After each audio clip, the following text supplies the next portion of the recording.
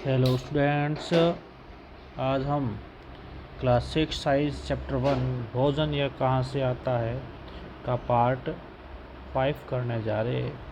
इस पार्ट में हम इस चैप्टर से रिलेटेड जो प्रश्न उत्तर है वो हम करने का प्रयास करते हैं। वो आपको उसके उत्तर भी आपको मैं बताता जाऊंगा ताकि आपको प्रश्न उत्तर करने में किसी प्रकार की परेशानी ना हो। तो शुरू करते हैं पार्ट 5 अभ्यास प्रश्न। ये है हमारे अभ्यास प्रश्न। प्रश्न पहला है, क्या सभी जीवों को एक ही किस्म के भोजन की आवश्यकता होती है? क्या सभी जीवों को एक ही किस्म मतलब एक ही प्रकार के भोजन की आवश्यकता होती है? देखो, हमने अभी पाठ में पढ़ा कि जीव होते विभिन्न प्रकार के होते हैं। सभी जीव है वही प्रकार के भोजन नहीं खाते। जैसे मनुष्य क्या खाता है वैसा भोजन गाय है, कुत्ता है, बकरी है या शेर है या अन्य कुछ जंतु है वो उस प्रकार के भोजन नहीं खाते हैं। तो यहाँ प्रश्न आएगा नहीं। उत्तर क्या आएगा? नहीं, सभी जीवों को एक ही प्रकार के भोजन की आवश्यकता नहीं होती है। विभिन्न जीव अपने बनावट के आधार पर विभिन्न प्रकार के भोजन करते हैं। जैसे इसके आधार पर जीवों को भोजन के ग्रहण करने के आधार पर जीवों को 3 भागों में बांटा गया है। पहला होता है शाकाहारी, दूसरा होता है मांसाहारी, तीसरा होता है सर्वाहारी। ये सजीव कौन से होते हैं? सर्वाहारी होते हैं। जीव होते हो किसके आधार पर? भोजन ग्रहण करने के आधार 3 प्रकार के होते हैं, शाकाहारी, मांसाहारी और सर्वाहारी। जैसे इसका उत्तर यह दिया हुआ है, नहीं। विभिन्न जानवर अपने शरीर की संरचना और आंतरिक अंगों के अनुसार विभिन्न प्रकार के भोजन खाते हैं। जीवों द्वारा खाए जाने भोजन के आधार पर उनको 3 मुख्यतः श्रेणियों में विभाजित किया जाता है। पहला आता है शाकाहारी, जो जंतु केवल पादप खाते हैं उन्हें शाकाहारी पादप या पादप उत्पाद खाते हैं उन्हें क्या बोलते हैं? शाकाहारी कहते हैं, केवल यही खाते हैं। दूसरे होते हैं मांसाहारी, जो केवल दूसरे जंतुओं खाते हैं, दूसरे जंतुओं खाते हैं या केवल मांस खाते हैं, उन्हें मांसाहारी कहते हैं। मांसाहारी में देखो शेर, चीता, चील है ये। शाकाहारी में हिरन, तोता, गाय आदि है।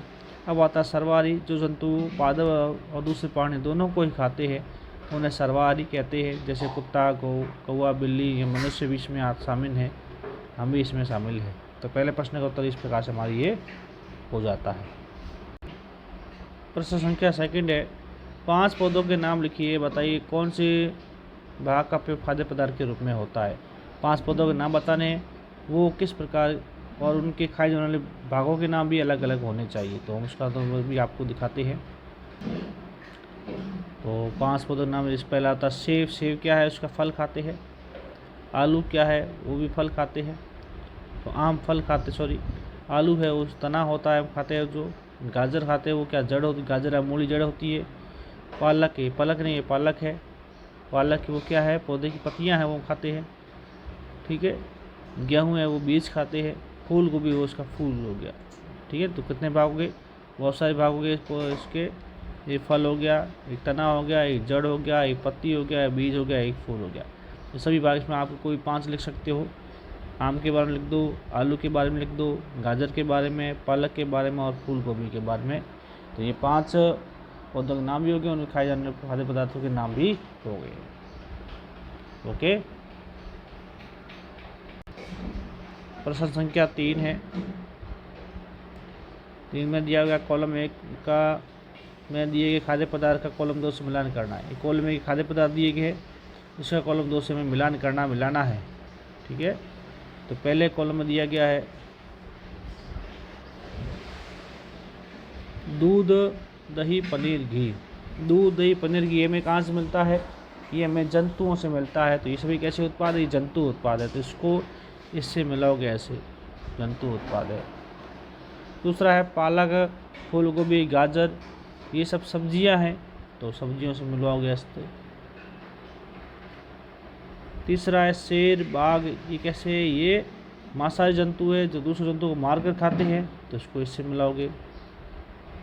चौथा है शाकाहारी। शाकाहारी जंतु वो होते हैं जो पादप और पादप उत्पाद खाते हैं, तो इसको इससे मिलाओगे। मिलान हो गया। लेकिन इसको लिखना कैसे मैं आपको दिखाता हूँ। इस प्रकार से सामने सामने लिखना है।